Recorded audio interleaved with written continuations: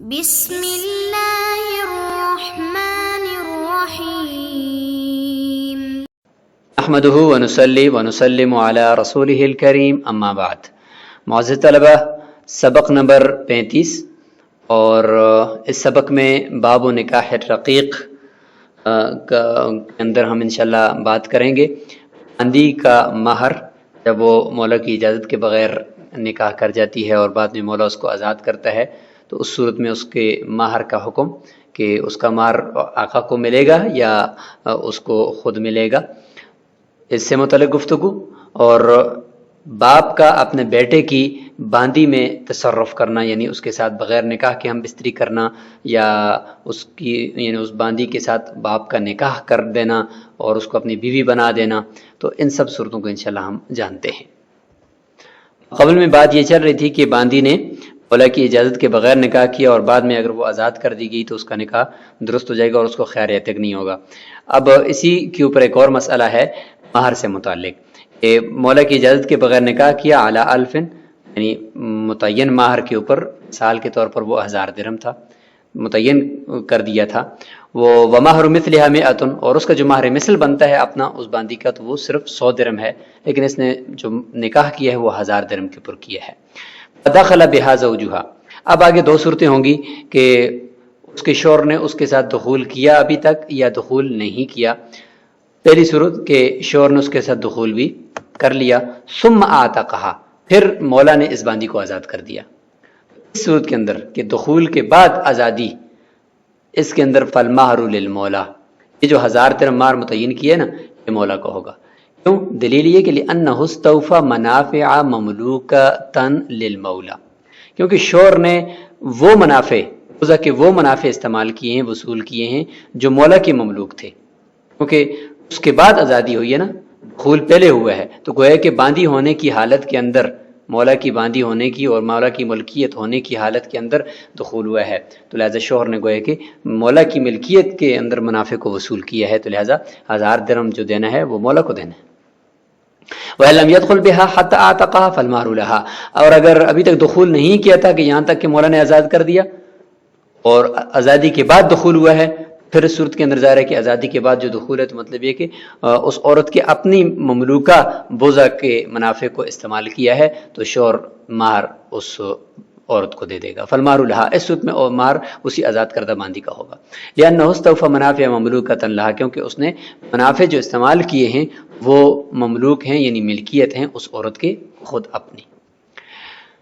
المراد بالمہر، یہ جو فرمایا کہ فالمہر للمولا اور یہاں پہ فالمہر لہا، اس مہر سے کیا مراد ہے؟ فرماتے ہیں الالف المسمى، وہ 1000 درہم جو باندی نے متعین کیا ہے۔ کیا وہ مسمى باطل نہیں ہوا؟ کیونکہ نکاح تو درست نہیں ہے مولا کی اجازت کے بغیر نا، یہ اشکال ہے یہاں پہ، تو اس کا جواب دیتے ہیں کہ نہیں، وہ باطل نہیں ہوا۔ وجہ اس لیے کہ لأن نفاذ العقد بالعتق، جو آزادی کی صورت میں جو باندی کا نکاح کا عقد نافذ ہوا ہے نا، اس کا نفاذ استند الى وقت وجود العقد، عقد کے وجود ہونے کی وقت کی طرف منسوب ہوگا۔ یہ سمجھا جائے گا کہ گویا کہ یہ عقد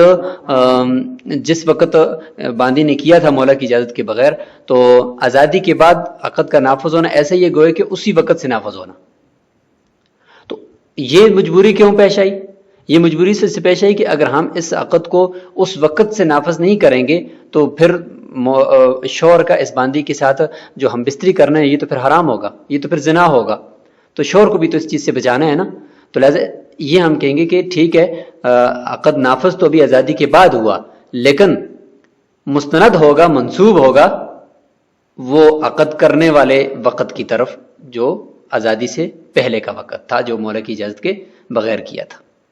تو جب کیا تھا اور عقد بھی ادھر ہی منسوب ہو گیا تو اس وقت جو مسمى تھا وہ مسمى 1000 درہم تھا، وہ باطل نہیں ہوگا۔ عقد ادھر منسوب ہوگا تو وہاں سے جو مسمى ہے وہ مسمى بھی لازم ہوگا، پھر وہ مسمى لازم ہوگا، فصحت تسمیہ، وہ تسمیہ درست ہو جائے گی، وہ وجب المسمى، اور مسمى واجب ہوگا۔ دخول کے بعد اگر آزاد کیا گیا ہے تو پھر وہ مسمى مولا کا ہوگا، دخول سے پہلے اگر آزاد کیا گیا ہے تو پھر وہ مسمى اس عورت کا ہوگا۔ ولہذا اسی وجہ سے کہ یہ عقد منسوب ہوتا ہے ما قبل عقد کے وجود کے وقت کی طرف، تو فرماتے ہیں کہ لم یجب مہر آخر بالوطء فی نکاح موقوف، جہاں پہ فضولی اگر کسی کا نکاح کراتا ہے تو وہ نکاح جو موقوف ہوتا ہے مالک کی یعنی اس اصل کی اجازت کے اوپر، تو اس کے اندر بھی اگر مثلاً باندی نے مولا کی اجازت کے بغیر نکاح کیا اور شوہر نے اس کے ساتھ ہم بستری کر لی اور بعد میں اس نکاح کو نافذ کر دیا، نکاح کو نافذ کر دیا مولا نے کہ ٹھیک ہے آپ کا یہ نکاح درست ہے، آزاد نہیں کیا بلکہ نافذ کر دیا اس کو، تو اس صورت کے اندر یہ نہیں ہوگا کہ نکاح کو مولا کی طرف سے اجازت ملنے سے پہلے جو ہم بستری کی ہوئی ہے اس کا الگ کوئی مہر ہو، اور بعد میں جب اجازت ملنے کے بعد جو شوہر اس کے ساتھ ہم بستری کرے گا اس کی وجہ سے کوئی الگ مہر ہوگا کیونکہ ابھی نافذ ہوا ہے، نہیں، بلکہ یہ جب اجازت ملی ہے تو یہ نکاح کی اجازت مولا کی طرف سے ملنا، یہ جس وقت ملی ہے تو نکاح ابھی نافذ ہوا، تو یہ نفاذ منسوب ہوگا شروع عقد کے دن کے ساتھ، جس دن یہ عقد ہوا ہے تو اس کی طرف منسوب ہوگا، گویا کہ ایک ہی عقد ہوا ہے اور ایک ہی عقد کے اندر یہ شوہر نے اس کے ساتھ ہم بستری کی ہے، پہلے بھی اور نفاذ کے بعد بھی، لہذا ایک ہی مہر ہوگا۔ لأن العقد قد اتحد باستناد النفاذ، کیونکہ نفاذ جو ابھی ہوا یعنی آزادی کے بعد یا یہاں پہ جو مسئلہ ہے نافذ کرنے کے بعد مولا کی طرف سے، یہ منسوب ہو گیا ہے یہ نفاذ کدھر؟ وہ پہلے دن جس دن عقد ہوا ہے اس کی طرف، جب ادھر ہو گیا تو فلا یجب الا مہرا واحدا، پس یہ عقد لازم کرے گا صرف اور صرف ایک ہی مہر کو، نہ کہ الگ الگ مہر کو۔ ومن وطئ امۃ ابنہ فولدت منہ فہی ام ولد لہ وعلیہ قیمتها ولا مہر علیہ، یہاں سے یہ ہے کہ آپ نے اپنے بیٹے کی باندی کے ساتھ ہم بستری کر لی، نکاح کی صورت بعد میں آئے گی، ابھی صرف بیٹے کی باندی کو کے اندر تصرف کیا اور صرف ہم بستری کر لی اور اس سے بچہ پیدا ہو گیا، باپ نے دعویٰ بھی کر لیا کہ یہ بچہ میرا ہے، تو یہ اس کی ام ولد بن جائے گی یہ باندی، اور ام ولد بننے کی وجہ سے اس کے اندر آزادی کی جہت آ گئی ہے، تو لہٰذا وہ مال نہ رہی تو اس کی باپ کے اوپر اس کی قیمت لازم ہوگی، اپنے بیٹے کو دینی ہوگی، لا مہر علیہ، لیکن اس وطی کی وجہ سے اور اس بچہ پیدا ہونے کی وجہ سے باپ کے اوپر اس باندی کے لیے کوئی عقر یا مہر وغیرہ لازم نہیں ہوگا۔ معنی المسئلتی، اس مسئلے کا مطلب یہ کہ ان یدعیہ الاب، آپ اس نسب کا دعویٰ بھی کرے کہ یہ بچہ میرا ہے، اگر وہ نہیں کرتا تو پھر ام ولد نہیں بنے گی اس کی۔ یہ اس لیے ذکر کیا کیونکہ امام محمد رحمہ اللہ نے ان مسائل کے اندر جامع صغیر میں باپ کی طرف سے نسب کا دعویٰ کا ذکر نہیں فرمایا۔ ووجہہ ان لہ ولایۃ تملک مال ابنہ، کہ باپ کو اپنے بیٹے کے مال کے مالک ہونے کی ولایت حاصل ہے، انت و مالک لی ابیک کے قبیل سے، لہذا باپ جو ہے اپنے بیٹے کے مال کا مالک بن سکتا ہے، اس کو ولایت ہے۔ للحاجت الی البقاء، اپنے جان کی بقا کی ضرورت کی وجہ سے، کیونکہ باپ کو اگر اپنی جان کی بقا کی ہوگی تو اپنے نفس کی بقا کے لیے وہ بیٹے کا مال استعمال کر سکتا ہے۔ تو ایک ہوتا ہے نفس کی بقا اور ایک ہوتا ہے نسل اور خاندان کی بقا۔ تو جان کی بقا وہ بیٹے کے مال کو استعمال کرنے سے ہو سکتی ہے، اس میں شریعت اس کو اجازت دی ہے، اور ایک ہوتا ہے اپنے خاندان کی بقا، کہ اپنی اولاد وغیرہ پیدا کرنا، تو اس بقا کی اتنی ضرورت نہیں ہے، یہ کم درجے کی ہے بنسبت جان کی بقا کے، اس لیے جان کی جو بقا ہے تو صاحب دار نے یہ اصول بنا دیا کہ وہ زیادہ ہے بنسبت نسل اور خاندان کی بقا کے، تو لہذا جب جان کی بقا کے لیے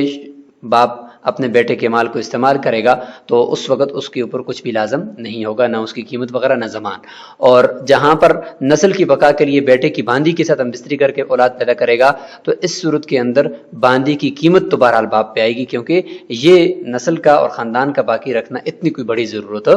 بہرحال نہیں ہے۔ فرماتے فلہ تملک جاریتہ، تو لہذا باپ کو اپنے بیٹے کی باندی کی ملکیت حاصل ہے، للحاجت الی صیانۃ الماء، اپنے ماں یعنی اپنی پانی اور اپنی منی کے کو محفوظ رکھنے کی حاجت کی وجہ سے، یعنی اپنی نسل اور خاندان کو آگے پھیلانے کی حاجت کی وجہ سے۔ غیر لیکن ان الحاجت الی بقاء نسلہ، نسل کو اور خاندان کو باقی رکھنے کی جو حاجت ہے، دونہا وہ کم ہے، الی ابقاء نفسہ، اپنے نفس کو اور اپنی جان کو باقی رکھنے کی حاجت کی بنسبت۔ فلہذا یتملک الجاریہ بالقیمہ، اسی وجہ سے وہ باندی کا جب مالک ہوگا نا تو وہ نسل کو باقی رکھنے کے لیے جب مالک ہوا ہے تو وہ بالقیمتی قیمت کے ساتھ ہوگا، قیمت لازم ہوگی. تو عام بغیر قیمہ، اور جہاں پہ بچے کا کھانا وغیرہ اور اس کے مال کو استعمال کرنا ہے جان کو بچانے کے لیے، تو وہ بغیر قیمت کے، کیونکہ وہ بڑی حاجت ہے. ثم هذا الملک، یہ جو باپ کو ملکیت حاصل ہوگی نا باندی کے اوپر، یہاں پر یاد رکھیں کہ باندی اس کی ام ولد جو بن رہی ہے، تو اپنی ملکیت کی اندر جو باندی ہو نا، اس کے ساتھ ہم بستری کر کے بچہ پیدا کیا جائے تو وہ ام ولد بنتی ہے. کسی دوسرے کی باندی اگرچہ بیٹے کی کیوں نہ ہو، اس کے ساتھ ہم بستری کر کے اگر کوئی کرے گا تو وہ حرام ہے. مطلب یہ کہ اس سے وہ ام ولد نہیں بنے گی. لہٰذا ہمیں اقتضاءً یہاں پہ کچھ چیزوں کو ماننا پڑے گا. وہ یہ کہ ہم یہ کہیں گے کہ یہ باپ اس باندی کا یعنی بچہ پیدا ہونے سے کچھ تھوڑی دیر پہلے اس کا گویا کہ مالک بن چکا، یا یہ کہ ہم بستری کرنے سے کچھ تھوڑی دیر پہلے اس کا مالک بن چکا تھا حاجت کی وجہ سے، جو ابھی ہم نے حاجت ذکر کی. اس کے بعد گویا کہ اس نے اپنی ہی ملکیت کے اندر ہم بستری کیا اور اپنی ہی ملکیت کے اندر یہ بچہ پیدا ہوا اور یہ اس کی ام ولد بنی ہے. کیونکہ ہمیں ملکیت کو شرط کے طور پر لینا ہوگا، کیونکہ اس وقت تک ام ولد بن نہیں سکتی. ام ولد بننے کے لیے صحیح ملکیت کا ہونا شرط ہے احناف کے نزدیک، جبکہ امام شافعی رحمہ اللہ فرماتے ہیں، اسی طرح امام ظفر رحمہ اللہ بھی فرماتے ہیں کہ نہیں، یہ ملکیت مجبوری کی حد میں ثابت ہوگی کہ جب ایک دفعہ ام ولد بنائے گا نا تو اس کے بعد ہم اس باندی کے اوپر اس کی ملکیت کو ثابت کریں گے، شروع میں نہیں کریں گے. تو احناف کے نزدیک ام ولد بننے سے پہلے یعنی ام ولد کے بننے کے لیے ملکیت شرط ہے، اور امام شافعی رحمہ اللہ کے نزدیک شرط نہیں ہے بلکہ ملکیت اس کا حکم ہے اور حکم بعد میں آتا ہے. لہٰذا ام ولد بننے کے بعد یہ اس کا مالک بنے گا، جبکہ حناف فرماتے کہ نہیں، شرط ہے اور شرط پہلے آتی ہے، لہٰذا ام ولد بننے سے پہلے اس کا مالک بن جائے گا. فرماتے ثم هذا الملک یثبت قبیل الاستیلاد شرطا له، کہ ملکیت ثابت ہوگی باپ کو اس باندی کے اوپر ام ولدہ اس کو بنانے سے تھوڑی دیر پہلے، یعنی بستری کرنے سے تھوڑی دیر پہلے. شرطا له، یہ ام ولد کے بنانے یعنی استیلاد کے صحیح ہونے کی شرط کے طور پر، کیونکہ وہ شرط ہے اس کے ام ولد بنانے کی کے لیے کہ وہ پہلے اس کا مالک ہو. اذ المصحح، کیونکہ استیلاد کو درست قرار دینے والا اور صحیح قرار دینے والی کیا چیز ہے؟ حقیقت الملکی، ملکیت حقیقتاً ہو، او حق ہو، یا ملکیت کا حق ہو. جیسے کہ مکاتبہ باندھی اس کے اندر ملکیت کا حق ہوتا ہے، تو لہٰذا اس کو وہ تو اس صورت کے اندر وہ گئے کہ اگر اس کے ساتھ مستری کرے گا تو اس کی ام ولد بنتی ہے مکاتبہ، تو اس کے اندر ملکیت کا حق ہے. وکل ذالک غیر ثابت للاب فیہا، اور دونوں میں سے کوئی بھی چیز باپ کے لیے بیٹے کی باندھی کے اندر ثابت نہیں ہے، نہیں مالک ہے اور نہیں ملکیت کا حق ہے. حتی یجوز له التزوج بها، یہاں تک کہ فری اگر اس کے اوپر دیکھیں تو وہ یہ ہے کہ باپ کا اس باندھی کے ساتھ نکاح کرنا بھی جائز ہے. نکاح اپنی مملوکہ باندھی سے تو کوئی نہیں کرتا، نہ ہی ایسی باندھی سے کہ جس کے اندر ملکیت کا حق ہو، اس سے بھی نہیں کرتا. تو اس سے پتہ چلا کہ نہ باپ کو بیٹے کی باندھی کے اندر ملکیت حقیقتاً ہوتی ہے اور نہ ہی کوئی ملکیت کا حق ہوتا ہے. یہ جو ہم ثابت کرتے ہیں تو یہ ہم ام ولد بنانے کی شرط کے طور پر ہم تھوڑی دیر پہلے اس کو ہم یہ سمجھیں گے کہ وہ کس کے مالک بن گیا ہے اور اس کی وجہ سے پھر ام ولد بننا اس کا درست ہوا ہے. فلا بد من تقدیمی ہی، پس ملکیت کو مقدم کرنا ضروری ہے. تبینہ، پس یہ بات معلوم ہوگی کہ ان الوطء یلاقی ملکہ، جب ملکیت پہلے ہو گئی ہے تو اس کے بعد گویا کہ جو ہم بستری اس نے کی ہے اس باندھی سے تو اپنی ہی ملکیت کے اندر یہ بستری پائی گئی ہے. فلا یلزمہ العقر، جب بندہ اپنی ہی باندھی سے ہم بستری کرتا ہے تو اس وقت عقر یعنی باندھی کا مہر لازم نہیں ہوتا نا، تو یہاں پر بھی نہیں ہوگا اس کے اوپر مہر لازم. یہ اصل بتانا مقصود تھا. قیمت لازم ہوگی، اس کی وجہ ہم نے پہلے بتا دی کہ یہ حاجت اتنی نہیں ہے جو نفس کو بچانے کی حاجت ہے، اس لیے قیمت لازم ہوگی. اور عقر کیوں لازم نہیں ہوگا؟ گویا کہ اس نے اپنی ملکیت کے اندر ہی ہم بستری کی ہے. اور امام ظفر اور امام شافعی رحمہ اللہ فرمائیں گے یجب المہر، اس باپ کے اوپر اس باندھی کا مہر لازم ہوگا، کیونکہ لأنہما یثبتان الملک حکما للاستیلاد، وہ فرماتے ہیں کہ وہ ملکیت کو ثابت کرتے ہیں باپ کے لیے ام ولدہ بنانے کے حکم کے طور پر، استیلاد کے حکم کے طور پر. تو حکم کا کیا مطلب ہے کہ پہلے ام ولد بن جائے گی اس کی اور اس کے بعد ہم یہ کہیں گے کہ اب یہ اس کی ملکیت میں بھی آ گئی ہے مجبوراً، اور حکم کے طور پر حکم بعد میں ہوتا ہے. کما فی الجاریۃ المشترکہ، جس طریقے سے مشترکہ باندھی ہوتی ہے تو اگر اس کے ساتھ ہم بستری کر لیتا ہے ایک شریک تو اس کی ام ولد بنتی ہے تو اس کے بعد ملکیت آتی ہے، پہلے نہیں آتی. تو لہٰذا وہ حکم شیء یعقبہ، اور چیز کا جو حکم ہوتا ہے وہ اس کے بعد آتا ہے، تو لہٰذا جب بعد میں آئے گا تو ظاہر ہے کہ اس صورت کے اندر وہ پہلے جب اس نے ہم بستری کیے تو وہ دوسری کی باندھی کے اندر کیے گویا کہ تو مہر لازم ہوگا۔ والمسألۃ معروفۃ، جامع صغیر کے اندر یہ مسئلہ معروف ہے کہ جس میں احناف جو ہے وہ ملکیت کو پہلے ثابت کرتے ہیں اور اس کے بعد ہم بستری اور ام ولد بنانے کے مسائل ہوتے ہیں جس کی وجہ سے مہر لازم نہیں ہوتا، اور شوافی جو ہے اور امام ظفر رحمہ اللہ ملکیت کو بعد میں ثابت کرتے ہیں، شروع میں ام ولد بناتے ہوئے گویا کہ غیر کی باندھی تھی، اس صورت میں مہر کو لازم کرتے ہیں۔ لیکن احناف کی بات یہاں پہ اس وجہ سے درست ہے کہ سب کے نزدیک یعنی بالاجماع بیٹے کی باندھی کے ساتھ ہم بستری کرنا یعنی اس کو ام ولد بنانا باپ کے لیے اس کی اجازت ہے۔ جب اجازت ہے تو پھر آپ ملکیت کو بعد میں کیوں ثابت کرتے ہو؟ شروع میں پھر باپ اگر اس کے ساتھ ہم بستری کرے گا تو اس کو پھر آپ حرام قرار دو نا،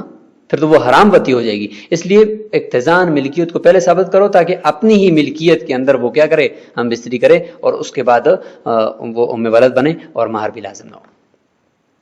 قال، آگے جامع صغیر کے اندر امام محمد رحمہ اللہ فرماتے ہیں کہ وَلَوْ كَانَ الْإِبْنُ زَوَّجَهَا أَبَاهُ، اگر بیٹے نے اپنی باندھی کا نکاح اپنے باپ سے کروا ہی دیا، فَوَلَدَتْ، پھر بچہ پیدا ہو گیا، لَمْ تَصِرْ أُمَّ وَلَدٍ لَهُ، تو اس صورت میں یہ ام ولد نہیں بنے گی باپ کی کہ نکاح ہو چکا ہے، وَلَا قِيمَةَ عَلَيْهِ، اور نہ ہی اب کے اوپر اس باندھی کی قیمت لازم ہوگی، وَعَلَيْهِ الْمَهْرُ، اور باقاعدہ مہر لازم ہوگا جس طرح بیوی کا ہوتا ہے، وَوَلَدُهَا حُرٌّ، اور اس کا جو بچہ پیدا ہوا ہے باپ کا بیٹا ہے اور یہ آزاد ہو گیا ہے۔ لأنه صح التزوج عندنا، احناف کے نزدیک یہ شادی جو کروائی ہے بیٹے نے اپنے باندھی کا نکاح باپ سے تو یہ درست ہے، سوائے امام شافعی رحمہ اللہ کے، امام شافعی رحمہ اللہ فرماتے ہیں کہ یہ درست نہیں ہے۔ دلیل احناف کی کہ لیے خلوف یہ عام ملک الاب، کیونکہ یہ باپ کی ملکیت سے تو خالی ہے، باندھی تو باپ کی تو نہیں ہے، نہیں ملکیت کا کوئی حق ہے، جب ملکیت کے اندر نہیں ہے تو گوئے کہ ایک اجنبی عورت ہے باپ کے حق میں، تو نکاح کرانا درست ہے۔ الا یرا ان الابن ملکها من وجہ، کیا آپ دیکھتے نہیں ہیں کہ بیٹا جو ہے من وجہ اس کا یعنی من وجہ یعنی ایسی صورت کے اندر من وجہ یہاں پہ آئی من کل وجہ، من کل وجہ بیٹا اس کا مالک ہے، جب من کل وجہ بیٹا مالک ہے فمن المحال ان یملکها الاب من وجہ، تو یہ بات محال ہے کہ کسی بھی صورت میں یا من کل وجہ باپ اس کا مالک ہو جائے، تو ایک ہی چیز کے اوپر من کل وجہ ایک بھی مالک ہو اور من کل وجہ دوسرا بھی مالک ہو، ایسا تو نہیں ہو سکتا نا، ایک ہی محل کے اندر دو لوگ ایک ہی وقت کے اندر من کل وجہ مالک ہوں، ایسا ممکن نہیں ہے۔ جب ممکن نہیں ہے تو لہٰذا ایک ہی ملکیت ہوگی بیٹے کی۔ وَقَدَا يَمْلِكُ مِنَ التصرفات، اور بیٹا اس باندھی کے اندر ایسے تصرفات کا حق رکھتا ہے مَا لَا يَبْقَى مَعَهُ مِلْكُ الْأَبِي لَوْ كَانَ، جن کے ساتھ جن کو اختیار کرتے ہوئے باپ کی ملکیت اگر ہوتی بھی وہ باقی نہیں رہ سکتی۔ مثلا اس میں یہ کہ باندھی کو ساتھ ہم بستری کرنا یا باندھی کو فروخت کرنا، باندھی کا نکاح کرانا، باندھی کو آزاد کرنا، یہ سارے کام بیٹے کو اختیار ہے، تو جب یہ بیٹا کر دے گا تو باپ کی ملکیت ہوتی بھی تو ختم ہو جاتی ان تصرفات کی وجہ سے، تو ضرورت نہیں، تو فضل ذلك علی انتفاء ملکیت، تو یہ ساری باتیں دلالت کرتی ہیں اس بات کے اوپر کہ باپ کی ملکیت اس باندھی کے اندر نہیں ہے۔ الا انه يسقط الحد للشبهة، لیکن پھر جب اس کی ملکیت میں نہیں ہے تو اگر باپ بغیر نکاح کے بیٹے کی باندھی کے ساتھ ہم بستری کرتا تو پھر حد آنی چاہیے نا باپ پہ، کیونکہ اس کی ملکیت تو نہیں تھی۔ تو فرماتے ہیں کہ حد کیوں ساقط ہوتی ہے؟ حد ساقط ہوتی ہے شبہ کی وجہ سے کہ انت و مالک لابیک کی وجہ سے بیٹے کا مال استعمال کرنے کی اجازت ہوتی ہے، تو اس وجہ سے اس شبہ کی وجہ سے ہم بستری کرنے کی وجہ سے حد ساقط ہو جاتی ہے، ورنہ وہ اس کی ملکیت میں نہیں ہوتی۔ فَإِذَا جَازَ النِّكَاحُ، جب باپ کا نکاح اس باندھی کے ساتھ درست ہو چکا ہے، سارا ماؤہ موصولا بہ، بس باپ کا جو پانی ہے یعنی منی ہے وہ محفوظ ہو چکا ہے اس نکاح کی وجہ سے، فلم یثبت ملک الیمین، لہذا ملک یمین ثابت ہی نہیں ہوئی کیونکہ وہ اس کی باندھی تو نہیں ہے، اس کی بیوی ہے، فلا تصیر ام ولد لہ، اس کی ام ولد بھی نہیں بنے گی، جب باندھی نہیں ہے تو ام ولد بھی نہیں بنے گی، ولا قیمت علیہ فیہا، اور اس کے اندر جو ہے وہ باندھی کے اندر یعنی اس کے استعمال کرنے کی وجہ سے مولا یعنی باپ کے اوپر قیمت بھی اس کی لازم نہیں ہوگی، ولا فی ولدہا، اور نہ ہی اس کے بچے کی قیمت لازم ہوگی، لأنہ لم یملکہما، کیونکہ باپ ان دونوں کا مالک تو نہیں بنا بلکہ وہ اس کی بیوی ہے، وعلیہ المہر، مہر لازم ہوگا لالتزامہ بالنکاح، کیونکہ باپ نے اس کی جو بضع کا التزام کیا ہے اور اس کو اپنی ملکیت میں لایا ہے، نکاح کے ساتھ لایا ہے، وولدها حر، اور اس سے جو بچہ پیدا ہوگا وہ آزاد ہوگا، لأنہ ملکہ اخوہ، کیونکہ وہ جو بچہ باپ کا اس باندھی سے نکاح کے بعد پیدا ہوگا اس کا مالک بن چکا ہے اس بچے کا بھائی، کون؟ باپ کا بیٹا، یعنی باپ کا جو بیٹا جس کی یہ باندی ہے نا، وہ بیٹا اس باندی سے پیدا ہونے والے باپ کے بچے کا بھائی بن گیا نا، تو جب بھائی اپنے بھائی کا مالک ہوتا ہے نا تو وہ فوری طور پر آزاد ہو جاتا ہے، تو وہ بچہ اس وجہ سے آزاد ہو جائے گا۔ تو فعتق علیہ بالقرابتی، بس قرابت کی وجہ سے یہ بچہ یعنی بھائی کا مملوک بن گیا، تو بھائی کے مملوک بننے کی وجہ سے حدیث میں آتا ہے کہ جو آدمی اپنے زیرام محرم کا مالک بن جائے تو وہ اس سے آزاد ہو جاتا ہے، تو یہاں پہ یہ آزاد ہو جائے گا۔ چونکہ تفصیلی احکامات ہیں تو اس سبق کو ہم یہاں پہ روک دیں گے، اور اگلے سبق کے اندر باب نکاح الرقیق کا انشاءاللہ وہ آخری ہی سبق ہوگا، اور اس کے اندر ہم اگلا بھی ایک مسئلہ جو اہم مسئلہ ہے اس کو ہم ذکر کر دیں گے۔ آج ہم نے ایک مسئلہ تو یہ پڑھ لیا کہ باندی نے بغیر اجازت کے مولا کی اجازت کے نکاح کیا، بعد میں مولا نے اس کو آزاد کر دیا، تو اگر دخول کے بعد کیا ہے تو سارے کا سارا مہر جو ہے وہ مولا کو ملے گا، اور اگر دخول سے پہلے آزاد کیا ہے تو سارے کا سارا مال وہ مہر کی صورت میں جو ملے گا تو وہ عورت کو ملے گا۔ اور دوسرا یہ کہ باپ نے بیٹے کی باندی کے ساتھ ہم بستری کر لی تو اس کی ام ولد بن جائے گی اور باپ کے اوپر قیمت لازم ہوگی، اور اگر بیٹے نے باپ کے ساتھ اپنی باندی کا نکاح کرا دی تو وہ نکاح احناف کے نزدیک درست ہوگا، جبکہ شافعی کے نزدیک وہ نکاح درست نہیں ہوگا۔ السلام علیکم ورحمۃ اللہ۔